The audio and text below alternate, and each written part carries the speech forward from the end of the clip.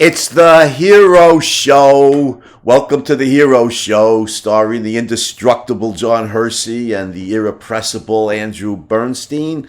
I am Andrew Bernstein, and you are indubitably John Hersey. How you doing today, John? I am great today, Andy. I'm so refreshed, back from my vacation. By the way, I was not in Maine. I was on Lake Winnisquam in New Hampshire with my family. We got on the boat. We did some grilling, roasted some s'mores. It was awesome.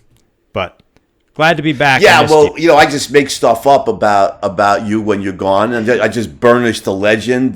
John was up hunting grizz in the wilds of northern Maine, and but you were missed because we did the show on the great John Locke, and we know you're something of an expert on Locke, so you were missed. But heroes carry on, and even though I don't claim to be a hero, I'm a hero worshiper. I just gotta be inspired by them, and we gotta man up to like heroes today because we're doing an audio show today, right? The video is kind of wonky. Is that right?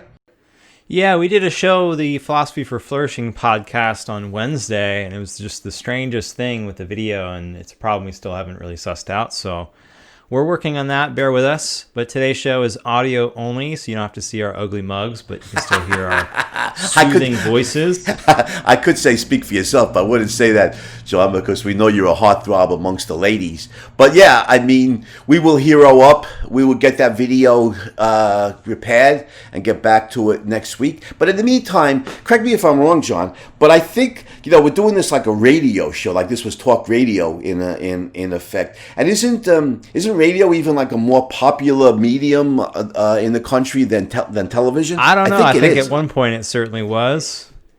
I think it is because people can listen to it in the car. Today, podcasts. Yeah.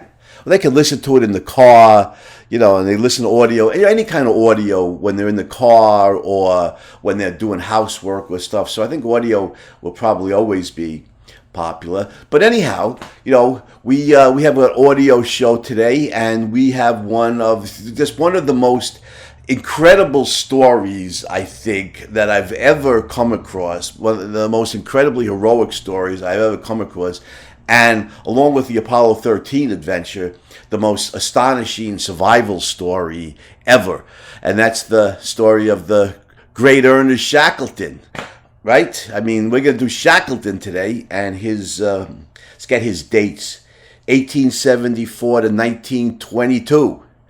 So I'm sure you have a lot to share with us about Shackleton, don't you? Yeah, a short-lived but epic life, one of the greatest tales of heroism, perseverance, and survival in history. He was at the forefront of several missions to the Antarctic during what's become known as the heroic age of Antarctic exploration. And his third mission, aimed at crossing the Antarctic landmass from sea to sea, was practically doomed before it began, but it led to the exploits for which Shackleton is best known today, and that's what we're going to talk about, in addition to his other achievements. That's the one that's staggering, the survival story. We know that. Yeah, you're right, John. This was what they call this. It's great, the heroic age of Antarctic exploration. I love the name, and we know, that Shackleton had reached some achievements early in the 20th century in Antarctica with the famous Robert Falcon Scott, who was doomed eventually to die. Scott was to die.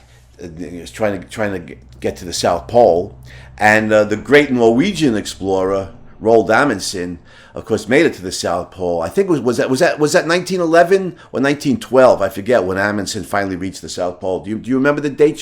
Yeah, he reached it in 1911. Right. So Shackleton, being a larger than life figure, so I gotta outdo Amundsen. I'm gonna traverse my party and we're gonna traverse the entire Antarctic landmass, be the first to ever do that. From sea to shining sea. That was the goal here on this ill-fated mission. Of course, it failed abysmally, but like you said, he achieved something. He achieved something even greater than they would have if they had succeeded in the original mission. That's right. Yeah, he so earlier in 1901 he joined Scott's party and set the furthest. He was with Scott and Edward Wilson when they set the furthest south record during that adventure. And he was on another expedition from 1907 to 1909, the Nimrod expedition, in which they went even further. They actually, yeah, fitting, right? Not the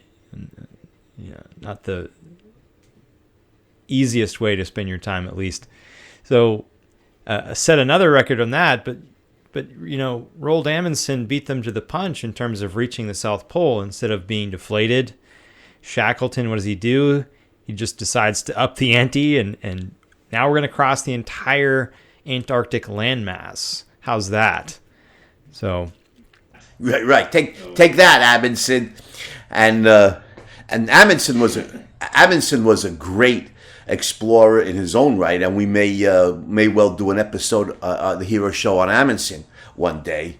But today Shackleton's Data Howl. Now, correct me if I'm wrong, because I'm mostly familiar with the magnificent endurance, survival story. But on one of those earlier expeditions, didn't Shackleton and the members of the team scale this volcanic mountain in Antarctica, become the first? I think they became the first human beings to do so. Does that ring a bell? Yeah, I can't recall if Shackleton was actually part of that exploit, but the members of his team certainly did scale. I believe it was Mount Erebus, the most active volcano. Yeah. So you're right. So on their ship, all of this is just the hors d'oeuvres, right? So we're getting to the main course now. 1914, right at the start of World War I, Shackleton and his peeps, got a beautiful ship. This is the sad part of the story. The beautiful ship Endurance. Head down to Antarctica for that mission that you were talking about. Going to traverse the entire landmass, and the Endurance tragically gets stuck in ice. They despite their most frantic efforts to save the ship. The ice just encases it and closes it and staves in the hull, and that beautiful ship, the Endurance, is sunk, leaving Shackleton and his guys stuck on the ice floes in Antarctica. Not an auspicious beginning to this expedition, is it? Yeah, I mean they're meant to cross the entire Antarctic landmass, and they don't even make it. They sail for about 15 days just through treacherous ice until finally the ship just gets completely stuck. And, over time, this thing is so loud, the boards are caving in. It sounds like gunshots or fireworks. It starts to take on water, and Shackleton, cool, calm, and collected as ever, tells the men to gather all of their things, everything that they could possibly need, and to start camping on the ice. So that's the next leg of this adventure is camping on the ice for several months. And the ship goes down. I've read that they were only about a day's sail from Antarctica, but this ice flow that they're on, or these ice flows that they're on, are moving with the wind more and more gradually over time, moving north. So the ship sinks. They've only got about 1 to 2 months worth of provisions, and they were, nowhere near Antarctica at this point. They float about 1,000 miles north, and are living off of the penguins and seals mostly that they can capture, and spending most of their time in their sleeping bags. Not a good start. Yeah. No, and of course, like you said, they're camped out on the ice floes, which are drifting away from Antarctica. So, of course, that means the original mission is completely got to be scuttled. That's hopeless. That's not even a question at this point. The question becomes, how do we survive? And the ice floes are drifting away from away from the whaling station on South Georgia Island, and, off the South America coast from which they started. So they're getting further and further away from refuge, and of course, then, so like you said, they're living off the land, or they're living off the ice, right? And then the ice flows start breaking up, right? There's the next step, right? The ice flows start melting or breaking up, and so you got to go to Plan B. Where do we go now? While their ice is breaking, each night they've got a man standing on guard to sound the alarm, just to let them know if it's breaking underneath them. And one night, he sounds the alarm, but it's a bit too late. The main ice flow, the ice flow under which the main tent is, snaps, and a man falls into the water. And he falls in, in his sleeping bag, of course. And one of the survivors later in the 1960s, he was talking to a reporter at BBC, and he said this. He said, "Shackleton bent over, grabbed the man in his sleeping bag, and with one tremendous jerk, jerked him out of the water under the flow, and undoubtedly saved the man's life." So Shackleton was right there, and always put his men first, and in this case, pulled the guy right out of the water and saved his life. Just incredible. Yeah, it is incredible, and Shackleton is a flawed hero. We'll briefly discuss his flaws, like we do, when the heroes have various problems or even moral failings. Shackleton has some, but his leadership qualities, I mean his abilities to lead men and inspire confidence in his men during the most dire circumstances, is just off the charts. John, you know that famous quote from Sir Raymond Priestley, and who was a geologist. Oh, that's a beautiful quote. Yeah. Priestley was a geologist, and before we give the quote, I was wondering if Raymond Priestley is a descendant of the great Joseph Priestley, who we discussed a few weeks ago. I wasn't able to find that out, but I mean, he's English, a scientist. Yeah, I was wondering that myself. Yeah, he's English, Raymond Priestley. He's a scientist. His name is Priestley. I mean, it's certainly a possibility. But anyhow. Yeah, if anyone out there figures this out, please let us know in a comment. I'd love to know. Yeah, if Raymond Priestley is a descendant of Joseph Priestley. Anyway, Raymond Priestley was a geologist and also an Antarctic explorer. Been to the Antarctic several times. I think in those parties with Shackleton. Anyhow, Priestley said, "Quote, give me for scientific method, Robert Scott. For speed and efficiency of travel, Roald Amundsen. But when disaster strikes and all hope is gone, get down on your knees and pray for Ernest Shackleton." Unquote. How's that for a quote, John? Oh man, that's just beautiful. When disaster strikes and all hope is gone, get down on your knees and pray for Shackleton. Yeah, I believe he was paraphrasing Apsley Cherry Garrard's 1922 memoir called "The Worst Journey in the World." And in there, he says, "For a joint scientific and geographical piece of organization, give me Scott. For a winter journey, Wilson. For a dash to the pole and nothing else, Amundsen. And if I am in the devil of a hole and want to get out of it, give me Shackleton every time." Yeah, that's a great quote. Yeah, you're right. Priestley's quote was in the 1950s, and he acknowledged that he was paraphrasing this earlier quote. They're both great, and they both Shackleton. Often may have been rash sometimes, may have been even foolhardy.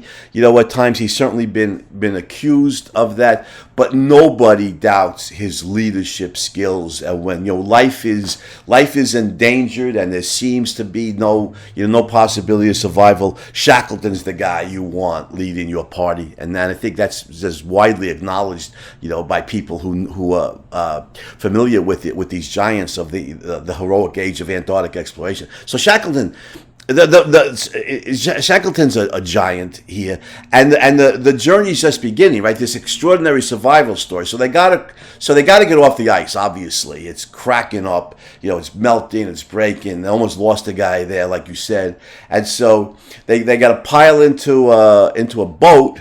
A lifeboat, a small open boat, and they're going to beat their way to Elephant Island, right? That's the next step on their journey is Elephant Island. That's right. They had three roughly 15-foot lifeboats, and they piled in, and this is not a short, easy thing. This is 5 days of just harrowing experience, rowing across 340 something miles of open ocean in one of the coldest, just most unforgiving places on Earth. And what they're aiming at is really just a barren rock, just an outcropping in the middle of the ocean with very little, next to nothing to offer them, far from any shipping lanes, far from any hope of being saved. So, they make their way there and, quickly find out that alone is not going to save them. Yeah, you're right. I wrote on Shackleton briefly in the Hero book. He was one of the exemplars I use right up at the top to from which to induce the nature of heroism. And you're right. The Elephant Island was over 300 miles away from where the ice flow was breaking up in high seas, heavy seas, high winds, brutally cold temperatures. They beat their way over to Elephant Island and find that it's just a barren outcrop. It offers it's windswept. It's bitterly cold. There's no hope of shelter, like you said. It's far from the shipping lane, so there's no hope of rescue. And so they gotta move on, right? What's the next? So what's the next port of call on the South Atlantic Antarctica tour? Where are we going next, John? Well, they're heading back for South Georgia Island, which is where they started out, more than a year before arriving at Elephant Island. By the way, when they arrived at Elephant Island, they hadn't touched ground. They hadn't touched solid ground for more than a year. So they were ecstatic. One of the guys said, everybody stayed calm, and when we saw the island we were making for, everybody cheered, and we pulled as hard as we could to make our landing. They were very happy to be there, but they knew that wasn't the end of their very hard journey. So next, South Georgia Island, Shackleton, he recruits 5 volunteers, and he has the crew's carpenter really fortify one of these lifeboats, and they take about 15 days worth of provisions and pile into that and make their bearing for South Georgia Island. Yeah. And now the adventure, really begins. And by the way, Alfred Lansing wrote a terrific book on this adventure called Endurance. I mean, there's a number of books on Shackleton now. He's become big, late 20th, early 21st century, and for people who study leadership qualities and stuff. The one I've read, of course, is Endurance, and it's very good. So I can Alfred Lansing is a very good book, so I strongly recommend it. Anyhow, I'm going to quote here, if you don't mind, from the Hero book. So here we are, the lifeboat, the James. That's a Scottish name. Is it Card or Caird? Do you know how to pronounce that, John? I believe that's Caird. Caird. Caird. The James Caird. So for 15 days, exposed to the elements, they battled wind, current, and stormy seas in constant peril of capsizing. They sailed through the Drake Passage, the most dreaded part of the Earth's massive oceans, where the winds often howled at hurricane velocities. Can you imagine at those temperatures down near Antarctica, the wind howling at that kind of velocity, and you're soaked to the skin with that brutally cold water? Can you imagine how miserable this must have been? It's unbelievable. So times gusting to 150 or even 200 miles an hour. Every 90 seconds or so, wind-whipped waves of 50-foot size loom behind their tiny craft, threatening to inundate them under millions of tons of seawater. The cold was bitter, and they were constantly soaked. They couldn't even think of South Georgia Island, for it seemed too remote. Here's a great quote from Frank Worsley, who was the captain of the Endurance. Quote, "Instead, life was reckoned in periods of a few hours, or possibly only a few minutes, an endless succession of trials leading to deliverance from the particular hell of the moment." That's a quote from Frank Worsley, the captain of the Endurance. It was our baptism, the beginning of the ordeal by water. So I can't, John, I can't even imagine the misery of this journey of 15 days. It must have seemed like 15 years to these poor guys. It must have been so brutally cold and miserable. Wow. Yeah, I think it was Worsley who also wrote, he wrote of the journey, "The sprays froze up on the boat. The boat shook interminably on the big waves under the gray, threatening skies. We ate our scanty meals, treated our frostbites, and hoped for the improved conditions that the morrow may bring." So just interminable misery for 15 days with frostbite. Their boat is taking on ice all the time. It's just the ice is growing, almost metastasizing. So they constantly have to be chopping at it with an axe, paling out the water that's just, waves are just bringing in one after another, making their way. And when they finally do see South Georgia, well, as luck would have it, a hurricane rolls in. A hurricane that they later... Yeah, their luck wasn't so good on this mission, it was not. A hurricane that they would later learn, sunk a large, I think, several ton vessel. So they managed to stay afloat during this, but there's no way that they can land, because if they do, they'll certainly be crushed up against the rocks. I can't even imagine it. Some people, they clamor for adventure. They want to go live this kind of rip roaring life. And then when you actually experience it, it's just, oh my God, well, I should have just stayed at home, and read a good book. This, what this sounds like, John? This part of it sounds like Norse hell, the eternal cold, just endlessly freezing. It's just the misery of this. So this was the baptism by water. Next comes the baptism by land.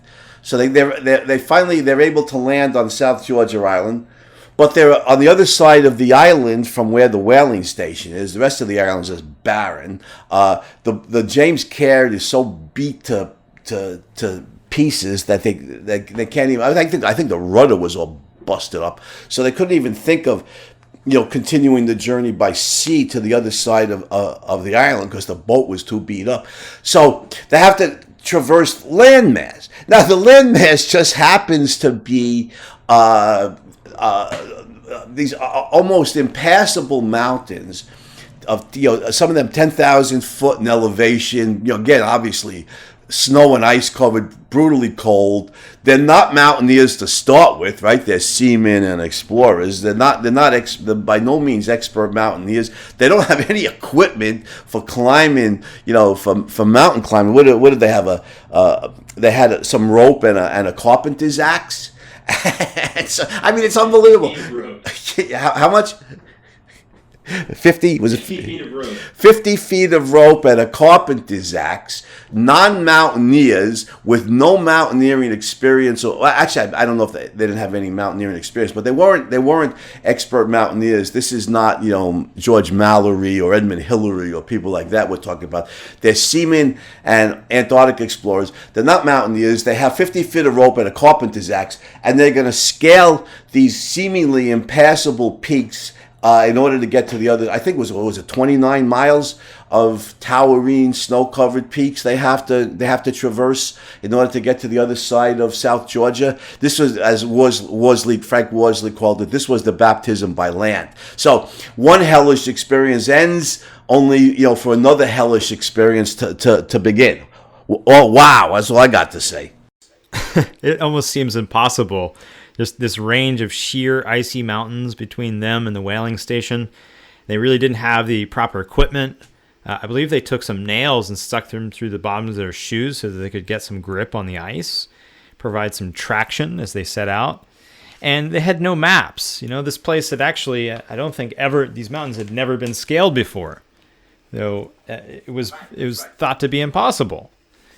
So, as they start out, they get turned around multiple times. They don't know where they're going. They have to go up and come back down. Oh, and I love the way you tell this in your hero book. You've got to talk about this trek through the mountains. This is just a nightmare. Yeah. It really is amazing. Yeah. Okay, you talked me into it, John. I just happen to have a copy of the hero book, right here. Yeah, you're right. No charts or maps. I mean, they have no. It's unbelievable. So no sleeping bags or tents, because if they went to sleep in those temperatures, they'd freeze to death. So they just had to keep moving. Time and again, after a grueling climb, they summited a steep peak, only to find that either they had gone the wrong way or that there was no way down. Repeatedly, they retraced their steps down the treacherously icy peaks, discouraged and exhausted. Once the only way down was to toboggan on their buttocks. I mean, I'm laughing, but this is just a hellish experience. What was far in the descending distance, they couldn't know. If they smashed into a boulder or flew off a precipice, they were gone. But staying at their current elevation or slowly descending via axe-carved steps meant fatal exposure in threadbare clothing to numbing cold. So they coiled up their rope to form a mat. They locked their arms and legs around each other, and immediately Shackleton kicked off. Here's a quote from Endurance. They seemed to hang poised for a split second. Then suddenly the wind was shrieking in their ears, and a white blur of snow tore past. Down, down. They screamed. Not in terror necessarily, but simply because they couldn't help it. It was squeezed out of them by the rapidly mounting pressure in their ears and against their chests. Faster and faster. Down, down, down. Unquote from Endurance. They survived the mad descent. They climbed more icy peaks. Again, in the absence of maps, they went in the wrong direction and were forced to retrace their steps. Once they had to rope their way down through the frigid waters of a 25-foot waterfall. Eventually, haggard, beyond exhaustion, they staggered into the whaling station at Stromness. Now listen to this about these mountains. Only once subsequently, 40 years later, in 1955, was South Georgia Island successfully traversed, this time by a British survey team whose men were expert climbers, they were fresh, and they were amply equipped.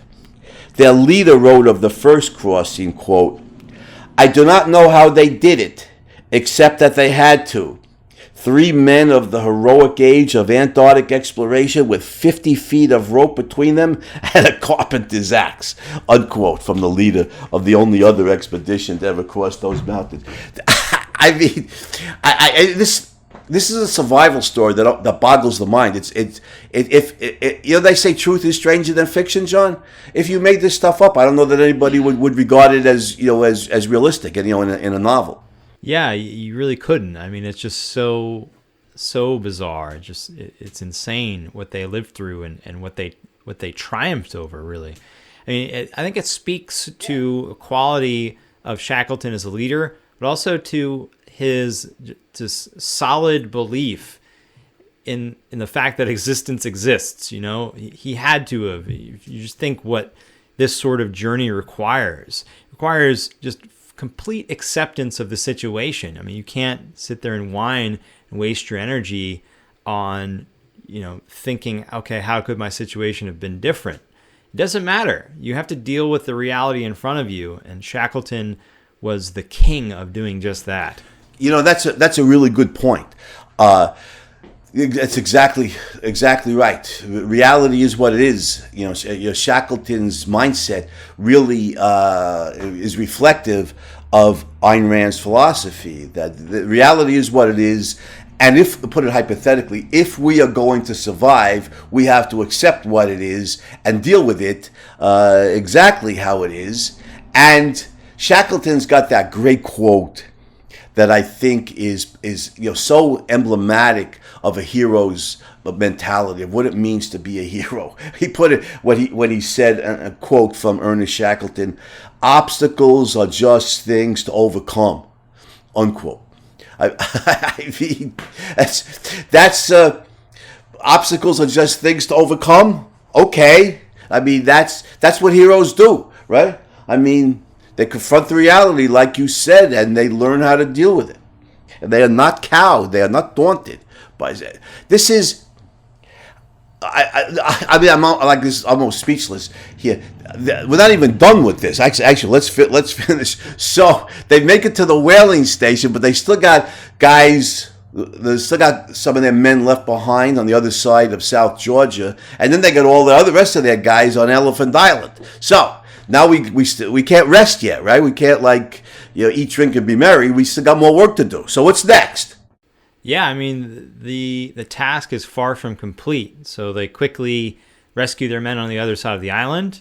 But then they have to make several attempts to get back to Elephant Island because the ice, once again, is so thick. The first 3 attempts go nowhere. They just run into the ice and they have to turn back. And finally, on the 4th attempt, they make it. They get back to Elephant Island, and it's just this beautiful scene where the men are apparently sitting there chomping on seal bones and seaweed, and they see Shackleton and just shout with joy. Yeah, I will sign me up for that menu. I prefer whale bone and seal bone and seaweed to a Baconator at Wendy's for sure.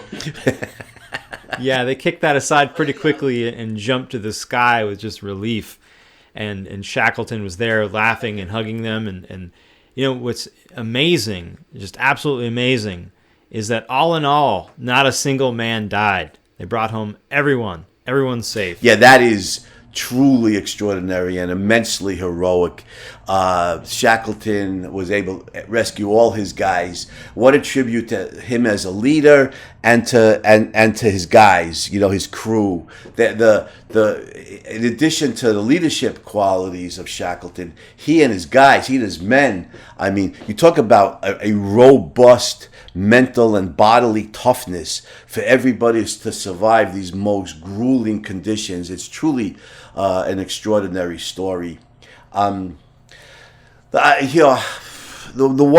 ones, I mean, there are a lot of great survival stories in history, and to me the one that rivals it, of course, again would be a great topic for us to do in the future on the Hero Show, and that's Jim Lovell and the crew of Apollo 13, which was made into a great movie by Ron Howard in the mid '90s. And when the spaceship suffers an explosion as it's approaching the moon, scuttling any possibility of a lunar landing, and then when they had so little power left, could the astronauts survive safely back to Earth?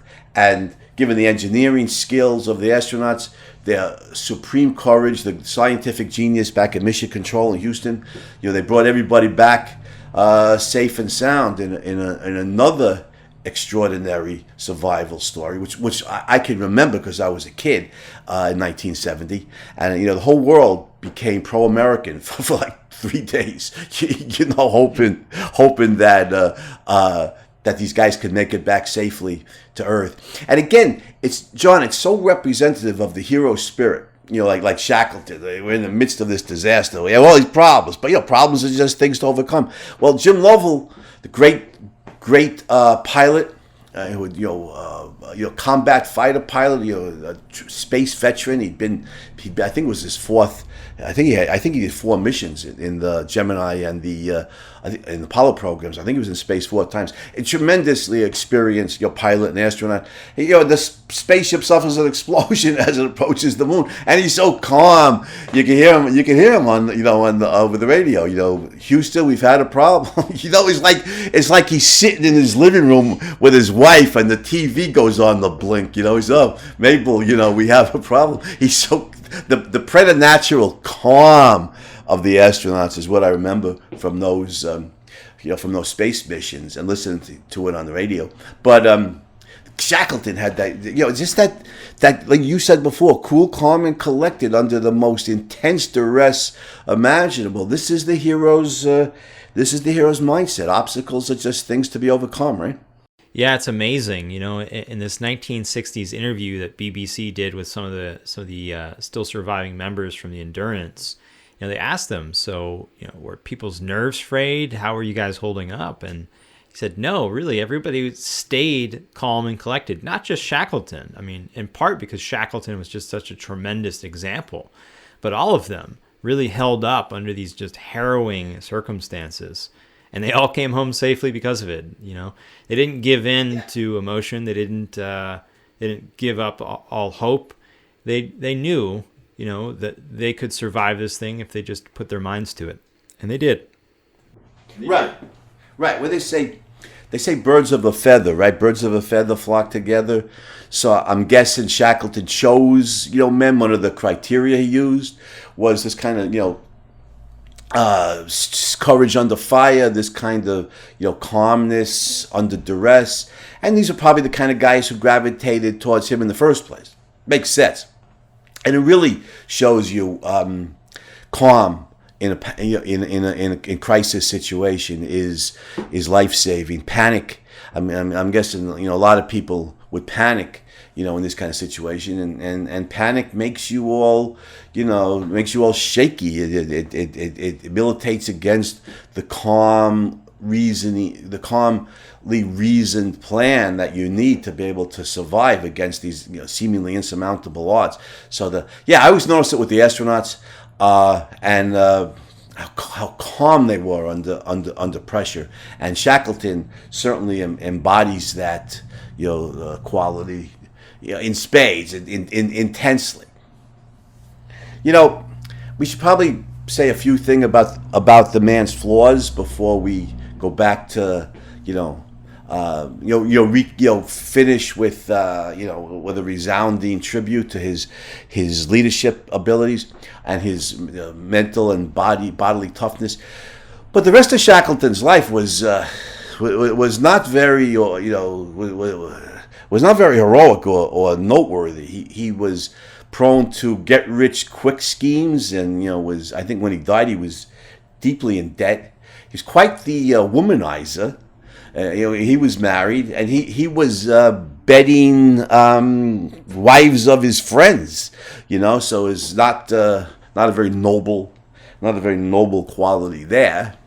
And of course, he died so young. I think He was 48. He died of a heart attack. He was a heavy drinker and smoker, and that may have contributed to his untimely demise. So there's serious flaws here that we have to acknowledge and deplore, especially his extracurricular activities in the bedroom. But we acknowledge all that, we criticize it, but at the end of the day, we are still gonna pay much more fulsome attention to the man's heroic achievements and these extraordinary deeds as we've been doing, because, as we know, it's the great achievements that it's the life-giving achievements that are most important here, more than flaws or even moral failings. It's that which makes life possible that is what we should rationally focus on, not that which harms or undermines life. So Shackleton was flawed, even morally flawed hero, but absolutely a hero. Without a doubt. Just this survival story from the Endurance is maybe peerless, and that's what we properly focus on. Yeah, absolutely. He was a heavy drinker from what I've read, and I actually didn't know about the womanizing, but that's interesting, and I don't doubt it one bit. But these things they really do pale in comparison to Shackleton's incredible achievements. And just think about it. The mission failed, but that doesn't mean they didn't achieve anything. They showed what the human spirit can overcome. They set an example that we can still take inspiration from today. Shackleton is now a common subject in books about leadership, as you mentioned earlier, because he shows how people can hold up under pressure and how they can continue to support and care for their teams and overcome against just tremendous odds. So Shackleton, no doubt, in my book, is a hero. Oh, yeah. Yeah, absolutely. I mean, just the ability to face any kind of obstacle, it's interesting because a hero can face all different kinds of obstacles. There could be intense social opposition. For example, we initiated the show with the great Frederick Douglass, who was he had a lot intense social opposition. He was enslaved, and when he escaped, there were powerful social institutions and many people who wanted to keep him a slave. So he had to overcome a great deal of social opposition, and then there's also intense conflict that can be fought against the forces of nature. And here's Shackleton is a good example of that. Raging seas, bitterly cold temperatures, roaring winds, impassable peaks. And Shackleton, there was I keep repeating the quote: "Obstacles are just things to overcome." This is the hero's mindset. We saw it with Frederick Douglass in fighting against slavery. We see it with Shackleton and fighting against these powerful forces of nature. Yeah. Oh, without a doubt, Shackleton is a hero. He shows us. It's like you can see the role that heroes like Shackleton play in people's lives. The lives of every man and every woman. Somebody's battling cancer, and they're familiar with Shackleton's story, and their thought and their feeling is, if Shackleton can face unflinchingly the powerful obstacles that he faced, that I could face this battle for my life, against a terrible disease. The indomitable spirit, the indomitable heroic spirit gives people courage, and that's one of the greatest achievements of heroes. Absolutely. I mean, there's no better question to ask, I think, in these terrible situations than what would Shackleton do? I mean, that should give you some insight. When you face an obstacle, you don't turn tail and run. What would Shackleton do? He would face it. He would take full cognizance of the reality of a situation and do whatever he could to meet it. And so obstacles are just things to overcome is an excellent motto to live by. And what would Shackleton do is a great way to think about how you can face obstacles in your own life. And of course, he didn't run from further obstacles. He was somewhat of an addict, I guess you'd say, of adventure. And he plotted another expedition to Antarctica. I think it was the Shackleton-Rowett expedition. Unfortunately, this one did not get off the ground either, and it ended even earlier at South Georgia Island. He was preparing. I think they were leaving either the following day or very soon, and suffered a heart attack and passed away I think 2:50 in the morning in 1922, January 5th, 1922. But the explorers he left behind held him as an incredible friend, an incredible leader, and they never met another leader like them in their lives. Right, and I think we could. I think we could wrap up this episode of the Hero Show by tying this into the explorer, the explorer's spirit, going back, certainly Henry the Navigator in the 15th century, and people going back long before that, exploring different quadrants of the Earth. And today, I once heard my mother was severely agoraphobic. She was afraid to leave the house, afraid, that she wouldn't be able to get lost or whatever, wouldn't be able to make it back to the house. Some crisis would keep her from getting home. And so I also once heard a psychologist say, well, think about explorers. It's like, well, where are we? So I don't know. I'm exploring. They're chronically lost. They don't know where they are. They're in some new uncharted territory, like Shackleton and his guys, climbing those uncharted peaks. Explorers. So what was the motto from Star Trek? It was space, the final frontier, right? And we can see this, the explorer's spirit continuing to our day, the spirit of people like Magellan and Shackleton, and people like that. One thing I regret, Sean, one thing of many, with all these riots following the murder of George Floyd, is the SpaceX's flight to the International Space Station got completely overshadowed in the news. And in the long run, that's a lot more important. That which advances life is more important than that which harms it. And this is a step forward.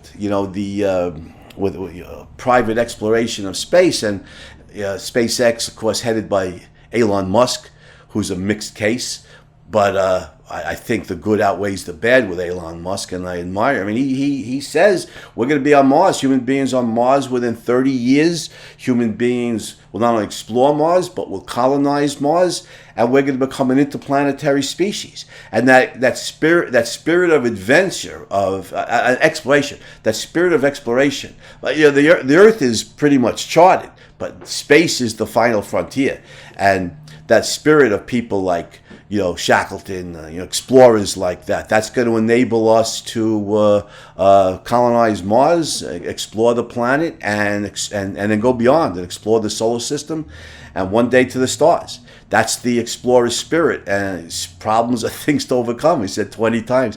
That's Shackleton's motto, and that's the spirit of explorers and of heroes more broadly. So, what do you think in parting here, John, about Shackleton and explorers and everything? Any final words of wisdom to dole out to our audience? Well, I'll mention this again. I mentioned this on the Philosophy for Flourishing podcast that we did on Wednesday. I recently had a conversation with Blake Scholl, the founder and CEO of Boom Supersonic. And he is pioneering supersonic flight. And one of the beautiful things he said in our conversation was, the world is more malleable than you think. And I think that this is another thing that explorers believe, and that innovators of all types believe. They believe that you have incredible power to change the world, and that people tend to underestimate how much power they really have. These things can be done. They're within our capacity, and they will be done. And it's just, it requires that sort of mindset. So I hope that you'll take the Shackleton mindset, the Scholl mindset, the explorer mindset, and to look out at the world and see what are the problems, what are the most ambitious things that I could do with my life. And instead of thinking, well, I need this or that credential, I need this much experience before I could do that thing, just recall that the world is more malleable than you think, that you can learn more on your own than you think, and that you can tackle more obstacles than you think. These obstacles are just things to be overcome. Exactly. It's a tremendously inspirational story about how many problems can be overcome. And if Shackleton and his team can do that, that what might we do in our lives? We're presumably not confronted by the kinds of, the immediacy of the life-threatening dangers. That they could have been killed at any moment. So we could be inspired by that. What might we accomplish in our lives if we have the kind of indomitable spirit that Shackleton embodies? And so I wish everybody, starting with you, John, and everybody else, I hope you have a more heroic day and have a more heroic life. You too, Andy. Have a heroic day, and we'll talk to you guys next week. Yeah, we'll be back we'll be back next week. Make heroic efforts to fix the video so you can see these two good-looking guys, John and I. But in the meantime, you can gain the inspiration that from the study of these great heroes, appreciation for their life-giving achievements, and the courage to face any obstacles and overcome them in our own lives and live more heroically. Take care, everybody. See you next week.